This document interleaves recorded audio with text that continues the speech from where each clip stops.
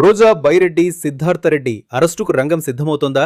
300 పేజీల విజిలెన్స్ నివేదికతో భారీ స్కామ్ గుట్టురట్టట్టు అయింది. ఆడుదామాంధ్ర పేరుతో ప్రారంభమైన క్రీడా కార్యక్రమం ఇప్పుడు రాష్ట్రంలో పెద్ద అవినీతి కుంభకోణంగా మారింది. విజిలెన్స్ రిపోర్ట్ ప్రకారం దాదాపు 60 కోట్ల రూపాయల ప్రజాధనం దుర్వినియోగం జరిగినట్టు బయటపడింది. ఈ స్కామ్ లో షాకింగ్ విషయం ఏంటంటే క్రీడాకారులకిచ్చిన స్పోర్ట్స్ కిట్స్ నకిలీగా ఉండి వాడకముందే విరిగిపోతున్నాయి. తక్కువ ధరకు ఇతర రాష్ట్రాల నుంచి కొనుగోలు చేసి ప్రముఖ కంపెనీల స్టిక్కర్లు వేసి బ్రాండెడ్ గా చూపించారు. ఈ కిట్స్ పైనే దాదాపు 38 కోట్ల రూపాయలు ఖర్చు చేసినట్టు చూపించారు. ఇంకా ప్రచారం, టీషర్ట్స్ పేరుతో మరో 50 కోట్ల రూపాయలు ఖర్చు చూపించడం కూడా అనుమానాలకు దారితీస్తోంది. ఇక అసలు క్రీడాకారులకు న్యాయం జరగక విజేతల జాబితాల్లో రాజకీయ కార్యకర్తల పేర్లు చేర్చినట్లు ఆరోపణలున్నాయి. ప్రకాశం జిల్లాలో ఒక అధికారి తన కుటుంబ సభ్యుల పేర్లనే విజేతలుగా చూపించి నిధులు దోచుకున్నాడని సమాచారం. ఇక ప్రభుత్వం మారే సమయం దగ్గర పడుతుండగా సాక్ష్యాలు మాయం చేయడానికి, డేటాను డిలీట్ చేయడానికి ప్రయత్నించారు.